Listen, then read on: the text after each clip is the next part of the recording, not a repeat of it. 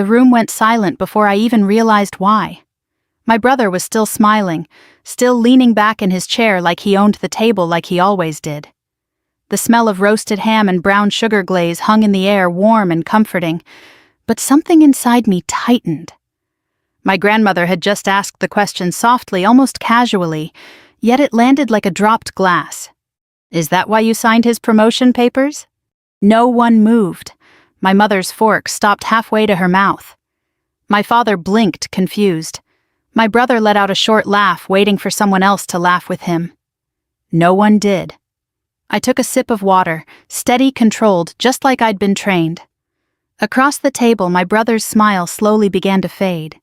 And for the first time in my life, he looked at me like he didn't know who I was. Easter dinner at my parents' house had always followed the same rhythm.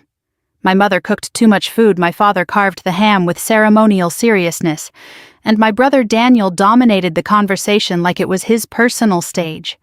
Even the sunlight filtering through the lace curtains felt familiar, soft and golden dust, floating in the air like tiny suspended memories. It was the kind of scene people imagined when they thought of family, comfortable, predictable, safe. I had just returned from a 2-week leave. My duffel bag was still in the trunk of my car. The drive down from base had taken 4 hours, and I'd spent most of it preparing myself for this exact moment, smiling, listening, nodding. I knew how these dinners went.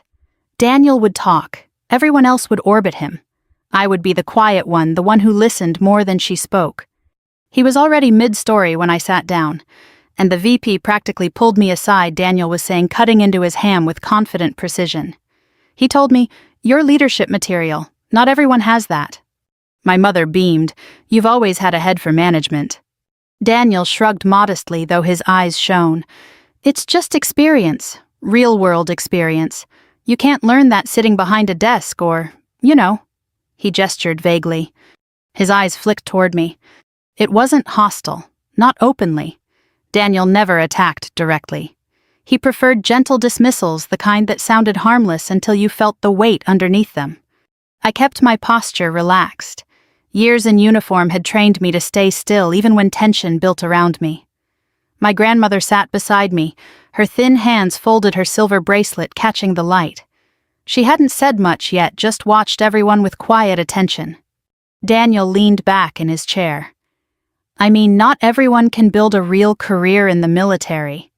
He smiled as if the statement were harmless, almost philosophical. "Some people do it because they don't know what else to do. But real leadership, that's different." The words floated across the table. My father nodded slowly, unsure but agreeable. "Well, both paths have their merits." Daniel waved a hand. "Sure. I just mean it's not the same. Out there it's competition, strategy. You rise because you're better than everyone else." I felt the familiar warmth of irritation, not sharp, just steady. Daniel had always framed success like that, hierarchies, rankings, winners and losers. Even as kids, he'd turned everything into a scoreboard. Who got better grades, who ran faster, who got noticed more. I cut a small piece of ham and chewed slowly, letting the conversation pass. I'd learned long ago that silence unsettled him more than argument. That was when my grandmother spoke. Her voice was gentle, almost thoughtful. "That's interesting, Daniel." He brightened immediately. "You agree, Grandma." She didn't look at him. She turned to me instead. Her eyes were clear, sharp in a way that belied her age. She tilted her head slightly as if she were asking about the weather. "Is that why you signed his promotion papers?" The words hung there. Daniel laughed. "What?" My mother frowned. "Signed what?" I lifted my glass, took another sip. The cold water grounded me. I could feel everyone's attention pivoting, shifting like furniture being dragged across a floor. Daniel's smile lingered, but uncertainty crept into it. "Wait, what does that mean?" I set the glass down carefully. "Grandma," I said quietly, "you weren't supposed to." "Oh, I know," she said gently, but he seemed so sure of himself. Daniel stared at me. "You signed my promotion." I didn't answer immediately. I looked at him the way I might assess a situation in the field, calm, measured, absorbing details. His confidence was still there, but it had cracked. He leaned forward slightly, elbows on the table, eyes searching my face. "Is that true?" he asked. My father looked between us. What promotion? Daniel shook his head. No, that doesn't make sense. You're not even in my chain of command. I exhaled slowly, not directly. Silence again. My mother set down her fork. Can someone explain what's happening? Daniel's voice sharpened. You reviewed my promotion packet. Yes. He blinked. And you signed it. Yes. The room felt smaller. Even the ticking clock on the wall seemed louder. Daniel leaned back, trying to recover. Well, that's good, right? He laughed again, but it sounded thin. I mean, obviously I earned it. I didn't respond. My grandmother folded her hands again, satisfied, as if she'd simply clarified something obvious. Daniel watched me carefully now. You didn't tell me. It wasn't appropriate. He nodded slowly. Right. Professional. Of course. He tried to regain his rhythm. Still, that's kind of funny, isn't it, you signing off on my promotion? My father smiled weakly. Family helping family.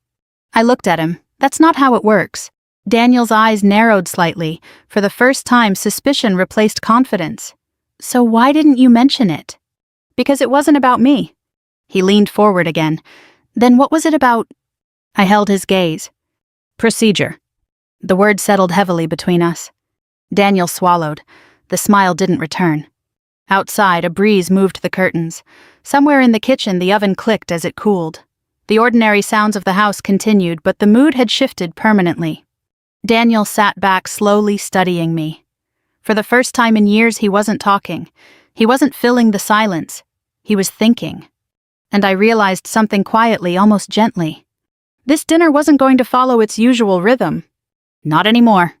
Because for the first time, Daniel wasn't the one controlling the story. I was. Daniel didn't bring it up again while we finished dinner, but the energy never returned to normal. My mother tried to steer the conversation back to safe territory, dessert, church, plans, the neighbor's new fence, but every topic felt fragile, like thin ice over deep water. Daniel answered politely, yet I could see his mind working. He kept glancing at me, studying my face as if searching for a version of me he hadn't noticed before. After dessert, my father carried plates into the kitchen. My mother followed, talking too loudly about coffee. My grandmother remained seated, her fingers lightly tapping the table content in the quiet she had created. Daniel finally stood and gestured toward the back porch. Walk, he asked. It wasn't really a question. The air outside was cool early spring, still clinging to the evening. The yard smelled faintly of wet soil and cut grass. We stood near the old wooden railing our father had built decades ago. Daniel rested his hands on it, staring out at the darkening trees. So, he said after a moment, you're serious? Yes. He nodded slowly. You reviewed my file? Yes. And you signed it? Yes. He exhaled long and measured. That's strange. I waited. He turned to me. I didn't even know you were in that position. That's normal. Most people don't. Daniel gave a small laugh. You always did like being quiet about things. I didn't correct him. It wasn't about liking quiet. It was about understanding when speaking added nothing. The military had taught me that authority didn't need volume. Daniel rubbed his jaw. Still, it's kind of ironic right after all these years. Maybe. He studied me again. You don't seem proud. I did my job. That's it. Yes. He looked away, uneasy now.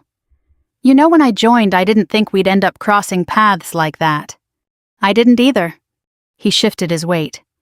But it makes sense. You've been in longer. You've moved up. He said it carefully, like he was testing unfamiliar words. You're... What now? I hesitated. I oversee personnel evaluations at a regional level. He blinked. So you see a lot of promotion packets? Yes. And mine just happened to come across your desk? Yes. Daniel absorbed that slowly. The breeze moved through the trees, rustling leaves like distant whispers. He finally nodded, trying to reclaim control of the conversation. Well, he said I appreciate it. I didn't respond. He noticed. You don't think I deserved it. I followed procedure. That's not an answer. It's the only one that matters. Daniel frowned. You always do that. You hide behind professionalism. I looked at him. It's not hiding. It feels like it. He leaned closer. We're family, you can be honest. I held his gaze. I was.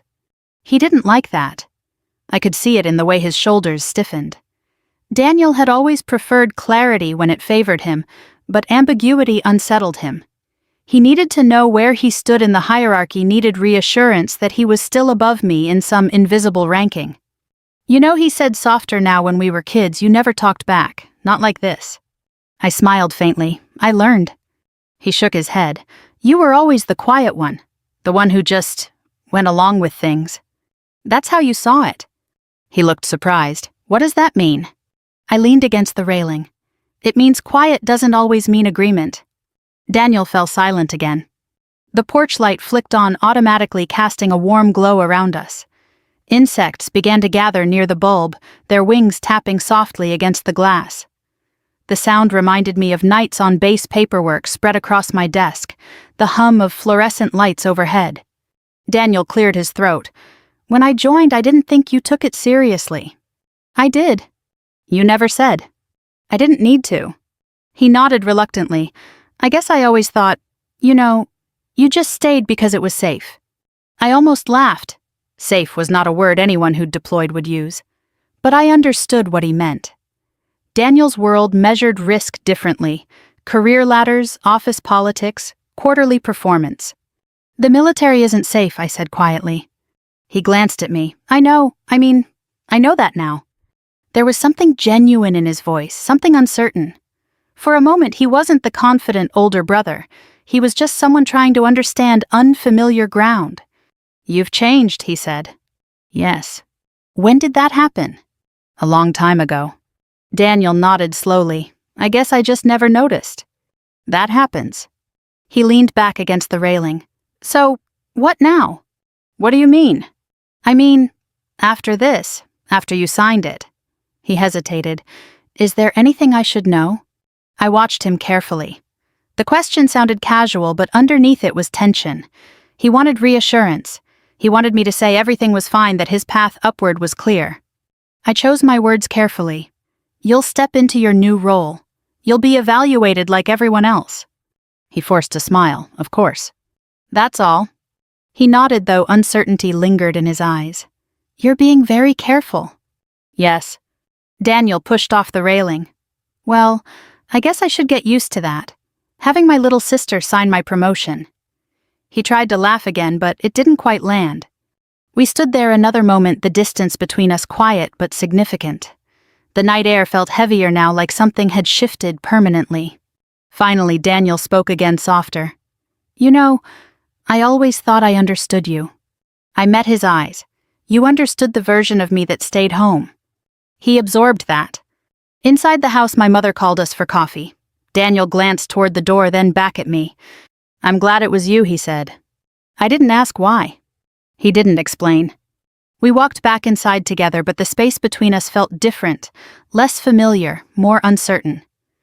The roles we'd carried for decades had quietly rearranged themselves, and neither of us quite knew what came next. As I stepped through the doorway, I caught my grandmother watching us. She gave me a small, knowing nod. She understood something Daniel didn't yet. This wasn't just about a promotion. It was about what came after. Daniel left early that night. He claimed he had an early drive back, something about needing to review schedules before Monday. My mother hugged him longer than usual, as if she sensed the tension but couldn't name it. My father clapped him on the shoulder, proud and unaware. My grandmother simply kissed his cheek and said, "Take your time learning." Daniel frowned at that, confused, but didn't ask what she meant. I watched from the doorway as his taillights disappeared down the quiet suburban street.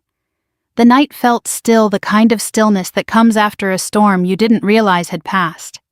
My grandmother stepped beside me. He doesn't like uncertainty, she said softly. Number? He never did. We stood there a moment, the porch light casting long shadows across the driveway. She reached over and squeezed my hand. You did the right thing. I followed procedure. She smiled faintly.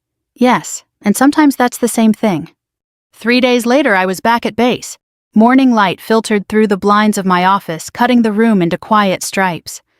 My desk was clean, organized, stacked folders, a laptop, a ceramic mug someone had left for me after my last rotation. Outside, I could hear distant footsteps and the low murmur of conversations in the hallway. Routine, predictable, controlled. I opened my inbox.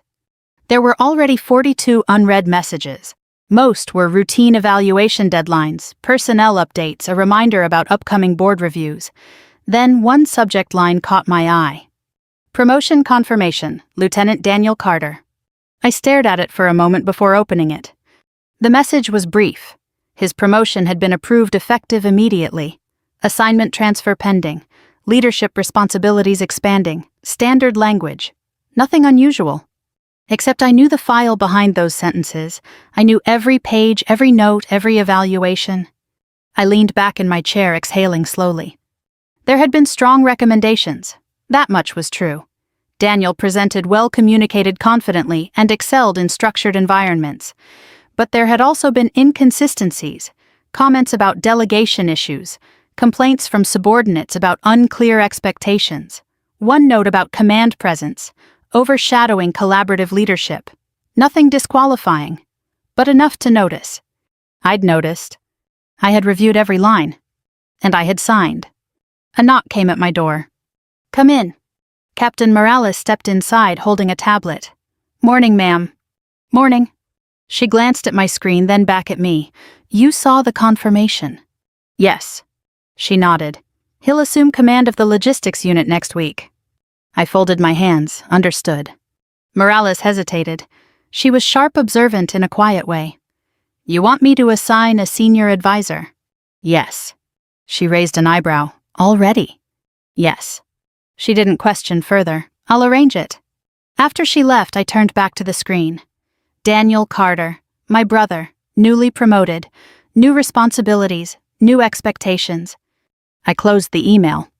The next few days moved quickly. Personnel changes always did. Transfer orders, briefings, coordination meetings. I reviewed other promotion packets, signed routine documents, answered questions from junior officers. The rhythm of the job settled around me like familiar armor. But Daniel's name appeared often. Assignment confirmations, scheduling notes, unit readiness updates. Each time I read carefully. Not because he was my brother, because he was now in a position that mattered. The morning of his first command briefing, I arrived early. The conference room smelled faintly of coffee and paper. A long table stretched across the center, chairs neatly arranged. A projection screen glowed at the far wall. I took a seat near the end, reviewing the agenda. Daniel entered 5 minutes later. He stopped when he saw me. Surprise flickered across his face, quickly replaced by composure. He walked in confidently, greeting the others with firm handshakes. He looked comfortable, already performing the role he'd envisioned. When he reached me, he paused. "I didn't know you'd be here," he said quietly. "I observe initial transitions." He nodded slowly. "Of course." He took his seat at the head of the table. The meeting began. Daniel spoke clearly, outlining priorities, emphasizing efficiency and accountability. His voice carried well, steady and controlled. He'd always been good at presentations. He knew how to hold attention, how to sound decisive. Some officers nodded. Others watched silently. I watched everyone. When questions came, Daniel answered confidently. But occasionally he cut people off, subtle, not rude, but noticeable. He redirected conversations quickly, preferring structured flow over open discussion. I made a mental note. After the meeting, the room emptied slowly. Daniel gathered his papers, then looked up. "You're evaluating me already," he said. "I'm observing." He smiled faintly. "That's worse." "It's standard." He leaned against the table. "How'd I do?" I didn't answer immediately. "You communicated clearly." He waited. "You should listen longer before redirecting." His smile faded slightly. They were drifting. "Sometimes that's where useful information appears." He considered that. "I'll keep it in mind." There was sincerity in his voice, but also resistance. Daniel believed in control. Letting conversations unfold felt inefficient to him. He picked up his folder. "You're going to be honest with me, aren't you?" "Yes." He nodded. "Good, I'd rather know." He walked toward the door, then paused. "You know, it's strange, being on this side of it." "Yes?" He looked at me carefully. "You're not going to treat me differently." "Number." He exhaled slowly. "That's what I thought." He left. I remained in the empty room listening to the faint hum of the projector cooling down. Daniel had stepped into the role he'd wanted. Confident, controlled, certain. But leadership wasn't just about confidence. It was about what happened when control slipped. And that moment I knew always came sooner than expected. The first report came quietly. Not through formal channels, not in bold red flags or urgent alerts, just a routine weekly summary tucked between logistics updates and scheduling notes. I almost missed it. A single line under Internal Observations Unit feedback indicates communication friction during transition period. I read it twice. Communication friction was the polite language of bureaucracy. It could mean anything from minor adjustment pains to deeper structural tension. I clicked into the attached notes. 2 anonymous comments appeared, both brief. Instructions change mid-task. Hard to clarify priorities, questions get redirected. Nothing alarming? Not yet. I closed the file and moved on. Leadership transitions always generated noise. People adjusted, tested boundaries, learned new rhythms. I had seen it dozens of times. Most settled naturally. Still, I made a note. 2 days later, another report arrived. This time from the senior advisor I had assigned Major Keller, a steady officer with a reputation for reading rooms accurately. Transition progressing, command presence strong. Recommend increased listening window during briefings. I leaned back in my chair. Keller rarely wrote recommendations unless he believed they mattered. He wasn't criticizing Daniel, just observing, but the pattern was forming. Confidence first, listening second. My phone buzzed. Unknown extension. I answered, Captain Carter. A pause, then a voice. Ma'am. I wasn't sure if this was appropriate. Go ahead. It's about the new command. I recognized hesitation, not fear but caution. Yes. Nothing serious, just some confusion. We're adjusting. Have you addressed it through your chain? Yes, ma'am. Then continue to do so. Understood. The call ended. I stared at the phone for a moment. That was the third signal, each one small, none decisive. On their own, they meant little. Together, they suggested something developing beneath the surface. Leadership wasn't tested in smooth conditions. It was tested in friction. Daniel called that evening. Hey, he said casual. Hi. I wanted to ask you something. Go ahead. You ever feel like people expect you to fail at first? I considered that, sometimes. He exhaled. I think they're watching me too closely. That's normal. I know, it just feels like they're waiting. They're adjusting. He paused. You've heard things. I receive standard reports. So, they're standard. He was quiet, trying to read between the lines. I'm doing fine. I didn't say otherwise.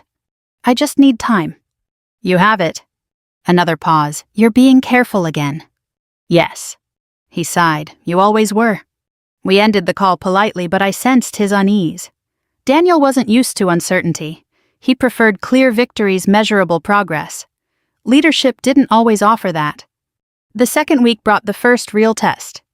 A supply scheduling conflict surfaced. 2 teams assigned overlapping priorities, both time-sensitive. Normally, it would be resolved quickly. Instead, the situation stretched across 2 days' emails, multiplying decisions, shifting. Keller's follow-up report was concise. Decision timeline extended. Command maintained authority. Recommend delegating preliminary resolution. I read it slowly. Daniel had kept control, but he hadn't delegated early. He had tried to manage every detail personally. That worked until it didn't. I closed the report and walked to the window. Outside, vehicles moved steadily across the base, orderly and precise. Systems worked because responsibilities were shared. No one controlled everything alone. Daniel was learning that.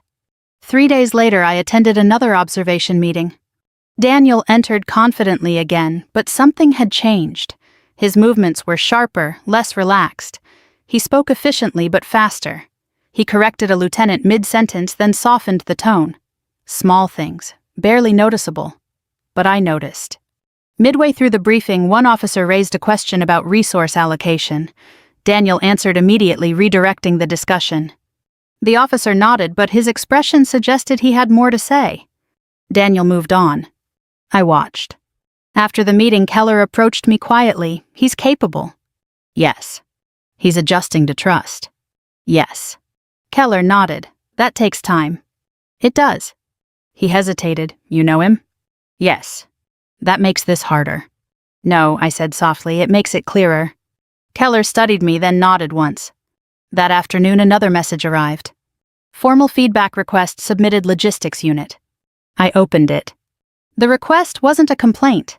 It was a structured review initiated automatically during new command transitions, standard procedure, but it meant feedback would now be documented, not just observed. I approved it. Not because of Daniel. Because it was required. Still, I knew what it meant. The next stage had begun. Observations would become records. Records would shape evaluations. Leadership wasn't about the first impression. It was about consistency. Daniel called again that night. They're doing a feedback review, he said. Yes. You approved it. Yes. You could have delayed it. Number. He exhaled sharply. You really aren't going to help me, are you? I already did. He went quiet. After a moment, he said softer by signing. Yes. And now? Now you lead. He didn't respond immediately. When he spoke again, his voice was steadier. I will. I know. We ended the call. I sat at my desk long after the office emptied, the quiet settling around me. Daniel had stepped into the role he wanted. The system would now do what it always did: observe, measure, refine. I hadn't set anything in motion. I had simply allowed it to proceed. And sometimes that was enough. By the third week, the tone of the reports had changed. Not dramatically. Not enough for anyone outside the system to notice. But I had spent too many years reading between clean lines and polished language to miss it. Bureaucracy rarely announced trouble with emotion. It documented patterns, softened sharp edges, and trusted experienced eyes to understand what was being said without it being said directly. I opened Keller's newest summary just after 600 while the office was still quiet, and the base had that gray, half-awake stillness before the day fully began. Command presence remained strong. Unit response mixed. Recommend closer review of subordinate feedback trends. Mixed. That word sat on the screen longer than it should have. I clicked into the attached analysis. The comments were still professional, still measured, but no longer harmless. He prefers to be obeyed rather than informed. Clarification is sometimes interpreted as resistance. Morale is becoming inconsistent across shifts. He's capable, but people are starting to work around him instead of through him. I read each line twice, then closed the file and rested my fingers against the desk. That last sentence mattered most. When people started working around a leader, the problem was no longer personality. It was trust. A knock sounded at my door. Come in. Captain Morales stepped inside carrying a slim folder. Morning, ma'am. Morning. She set the folder down in front of me. Preliminary transition review. Nothing formal yet. I opened it. Inside were printed observations, brief summaries, scheduling inconsistencies, and notes from intermediary supervisors. No one was accusing Daniel of misconduct. That was the important line.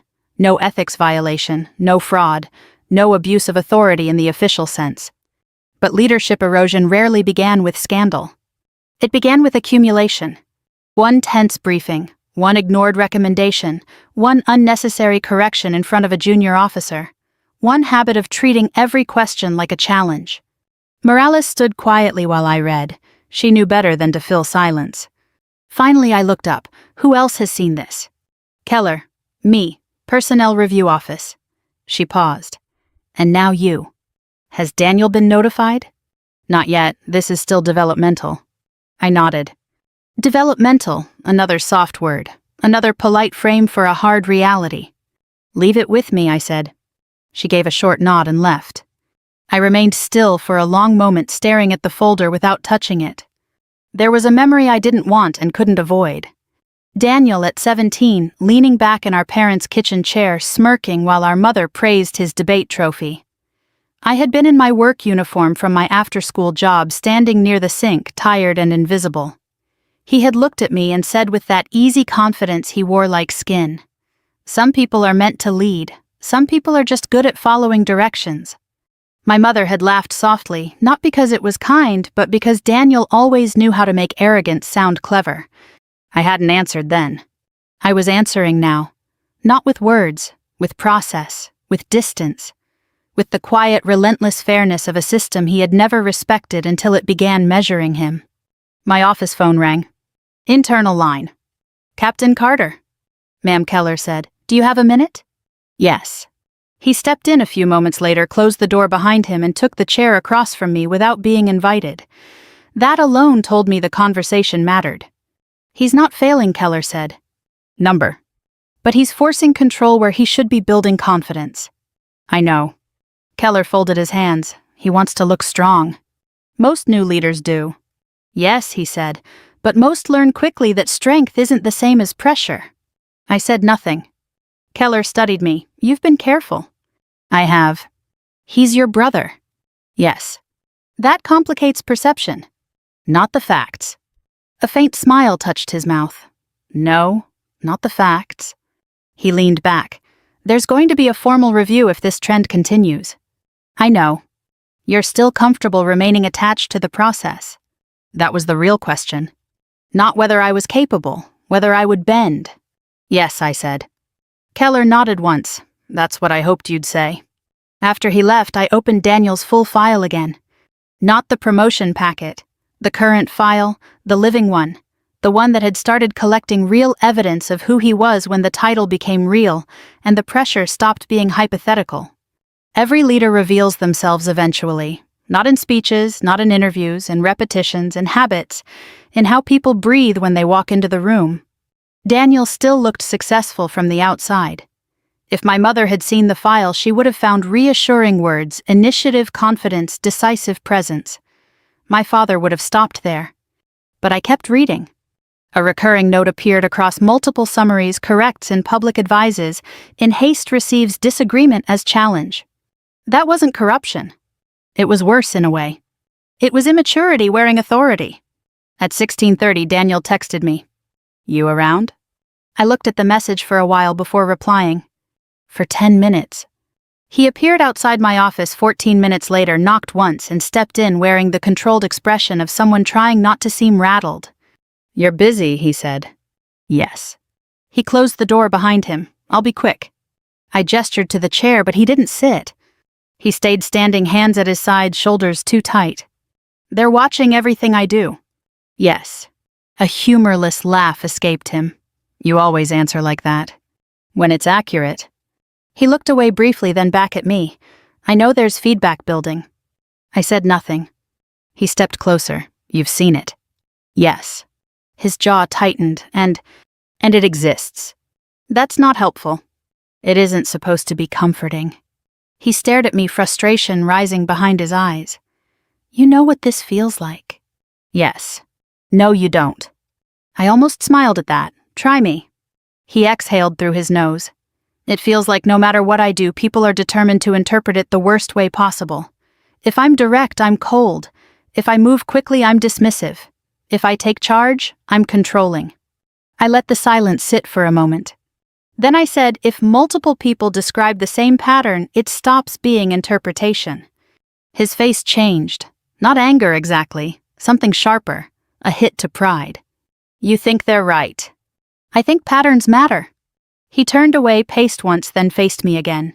You always did this. You always waited until you had the upper hand. That landed differently than he intended. Because it wasn't true. I had never had the upper hand in our family. Not once. Not in childhood. Not at that dinner table. Not in the eyes of parents who mistook confidence for character. What I had now wasn't the upper hand. It was responsibility. I'm not doing this as your sister, I said quietly. I'm doing this because your rank now affects other people. He held my gaze. So what happens next? I answered honestly, that depends on you. He laughed once, low and bitter. No, it depends on what's already written.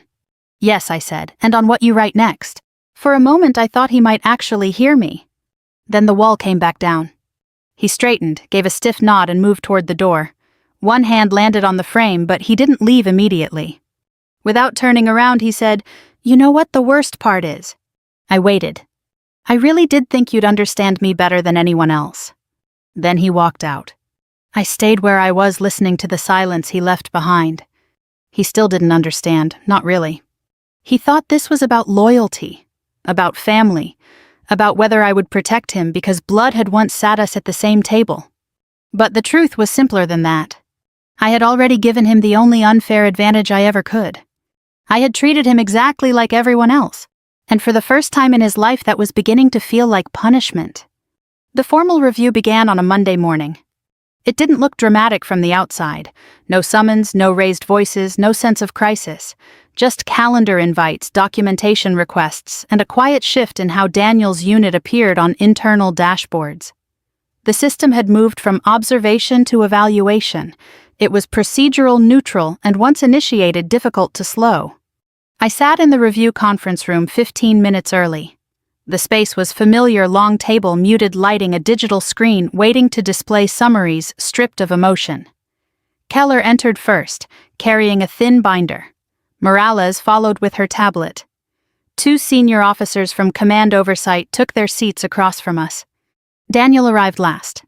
He paused at the door, scanning the room. He looked composed, but I could see tension in his shoulders. He took the chair opposite me. For a moment, we simply acknowledged each other, no hostility, no warmth, just recognition. The senior reviewer, Colonel Whitman, began. This is a standard developmental review following a leadership transition. The goal is to assess alignment between command style and operational effectiveness. Daniel nodded, understood. Whitman gestured to the screen. We'll review patterns, not isolated incidents. The first slide appeared. Communication timelines, decision intervals, delegation metrics, numbers arranged neatly without commentary. Daniel leaned forward, studying them carefully. Whitman continued. Your decision-making speed is strong. Your clarity of direction is also strong. However, delegation frequency is below unit average. Daniel answered calmly. I prefer direct control during transition. Whitman nodded. That's understandable initially, but extended control can reduce initiative within the team. Daniel accepted that with a small nod. The next slide showed feedback summaries, anonymized, aggregated, nothing harsh. But the pattern was clear, decisive leadership paired with reduced collaborative input. Whitman spoke evenly. There is respect for your authority, but some hesitation around engagement. Daniel responded measured. I'm working on that. Keller added quietly, You've improved in recent briefings. Daniel glanced at him, surprised. Thank you. The discussion remained professional, steady. No accusations, no confrontation, just evidence layered gently but persistently. Then Whitman moved to the final section. Transition pressure indicators. This slide mattered. It showed operational delays, not major ones, but noticeable. A rescheduled supply rotation, a coordination meeting extended beyond target, a reassigned task due to unclear delegation. Daniel's jaw tightened slightly. Whitman folded his hands. None of these are failures, but together they indicate adjustment strain. Daniel took a breath. Understood. The colonel looked around the table. Any additional observations? Silence. Then Whitman turned to me. Captain Carter. All eyes shifted. I kept my voice neutral. He communicates clearly. He maintains accountability. The current challenge is trust distribution. Daniel didn't move. Whitman nodded, meaning he holds responsibility tightly. The unit is waiting to be trusted. Whitman leaned back. That aligns with our reading. Daniel finally spoke. I didn't realize it looked that way. Keller answered gently, It's common. Daniel nodded slowly. Whitman closed the binder. This review is developmental. No corrective action required. However, we'll reassess in 30 days. Daniel exhaled quietly. The meeting ended. Chairs moved, papers gathered. The room emptied gradually. Daniel remained seated, staring at the dark screen. I stood but didn't leave. After a moment he spoke. That wasn't as bad as I expected. Number. He rubbed his hands together. They didn't destroy me. They weren't trying to. He nodded. Still, it felt like being measured under a microscope.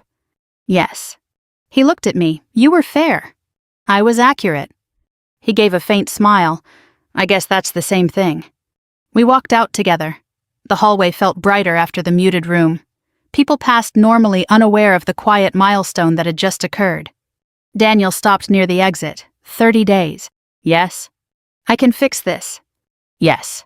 He looked at me carefully. You think I will? I think you can. That mattered to him, I saw it. He nodded once steadier now, then I will. He left walking with renewed purpose. I watched him go, aware of something shifting, not collapse, not defeat, but confrontation with reality. For the first time, Daniel wasn't performing confidence, he was building it. And that was the real test. Because leadership didn't break people all at once. It reshaped them slowly if they allowed it. 30 days passed more quietly than I expected. There were no dramatic confrontations, no sudden collapses, no explosive revelations. Instead, change came in subtle adjustments, the kind that only appeared when someone was willing to listen. Daniel began pausing longer during briefings. He stopped correcting officers mid-sentence.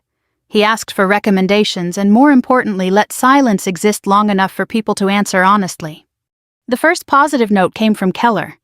Delegation improving, unit participation increasing, morale stabilizing. I read it twice, then closed the file. Not because I was surprised, but because I understood what it meant. Daniel wasn't fighting the process anymore. He was learning from it. 2 weeks later, Morales forwarded another summary. Shift leaders reporting clearer expectations, communication tone more balanced. Patterns were reversing. Leadership wasn't about perfection, it was about adaptation. Daniel, for the first time, was adapting. He didn't call me during that period, not once. That more than anything told me he was focusing. Daniel had always reached for reassurance when uncertain. Silence meant he was working through it himself. When the follow-up review date arrived, the room felt different from the first meeting. The same table, same screen, same neutral lighting, but the tension had softened. Daniel entered calmly, took his seat, and folded his hands, without the rigid posture from before. Colonel Whitman opened the session. We'll review transition progress. The first slide appeared. Delegation metrics had improved, not dramatically but consistently. Decision timelines were smoother. Collaborative participation had increased. Small numbers but meaningful. Whitman nodded. Clear progress. Daniel listened quietly. The next slide summarized feedback. He listens more now. Briefings feel more open, still direct but easier to approach. Daniel's shoulders relaxed slightly. Whitman looked up. This reflects intentional adjustment. Daniel answered simply, Yes, sir. Keller added, He's been asking for input before final decisions. Whitman nodded. That builds trust. The final slide showed operational performance steady, no delays, no friction indicators. The pattern was clean. Whitman closed the binder. This concludes the developmental review. No further monitoring required. Daniel exhaled quietly. It wasn't a victory speech, just a quiet release. The meeting ended quickly. Officers gathered their materials and left. Daniel remained seated for a moment, staring at the blank screen. Then he looked at me. I didn't realize how much I was holding everything too tightly, he said. It's common. He nodded. You knew. Yes. And you didn't tell me outright. You wouldn't have heard it. He smiled faintly. You're probably right. We walked out together into the hallway. Sunlight spilled through the windows, bright and ordinary. The tension that had surrounded him weeks earlier was gone. People greeted him naturally. He responded calmly without the exaggerated confidence he used to carry. At the exit, he stopped. You know, he said when Grandma said that at Easter, I thought you were exposing me. I waited. But you weren't, he continued. You were just telling the truth. Yes. He nodded slowly. You gave me the promotion, but you also gave me the chance to earn it. I didn't answer. He looked out the window. I spent years thinking leadership meant being above everyone. Turns out it means standing with them. That's a good lesson. He smiled quieter than usual. You learned it earlier. I had to. He turned back to me. I used to think you stayed quiet because you didn't have anything to say. I raised an eyebrow slightly. He shook his head. Now I realize you were just waiting until words mattered. We stood there a moment. Then he said thank you. It was simple. No ego, no performance, just sincerity. I nodded. You did the work.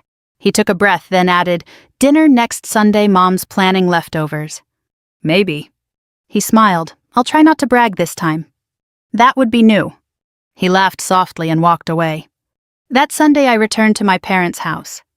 The same table, the same lace curtains, the same warm smell of roasted ham reheated from the freezer. But the energy felt different. Daniel sat across from me quieter, listening more than speaking. My mother still asked about his work, but he answered without exaggeration. My father nodded proud in a softer way. My grandmother watched both of us. At one point, Daniel glanced at me and said, "Things are going well. I'm learning." She smiled knowingly. Good. No one mentioned the promotion. No one needed to. Because the silence this time wasn't heavy.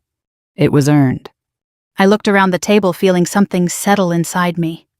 The rivalry that had shaped our childhood hadn't disappeared, but it had transformed.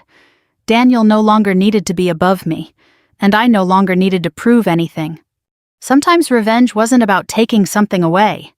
Sometimes it was about letting someone confront who they really were without interference, without protection, without excuses. I hadn't humiliated him. I hadn't blocked him. I had simply signed the paper and stepped back. And in doing so, I gave him exactly what he'd always claimed he wanted. A real career. With real accountability.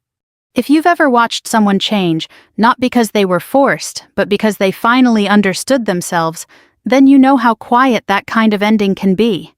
It doesn't explode. It settles. It reshapes relationships in ways no argument ever could.